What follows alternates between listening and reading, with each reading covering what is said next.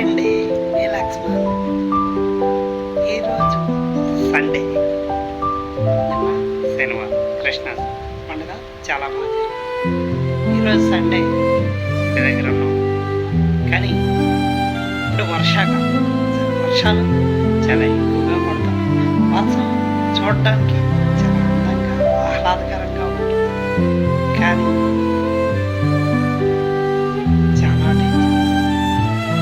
పొలాలకు వెళ్ళే రైతులు చాలా జాగ్రత్తగా, ఎందుకంటే పొలంలో స్తంభాలు వాలిపోయి ఉంటాయి, వైర్లు కిందకి జారిపోవడం, కరెంట్ ఉంటుంది, చాలా జాగ్రత్త. అలాగే ఓపెన్ ప్లేస్లో ఉంటే కరెంట్ స్తంభాల దగ్గరికి ఎవరు వెళ్ళకండి. చిన్నపిల్లలను కూడా వర్షంలో తడవనివ్వకండి, చాలా జాగ్రత్తగా ఉండాలి.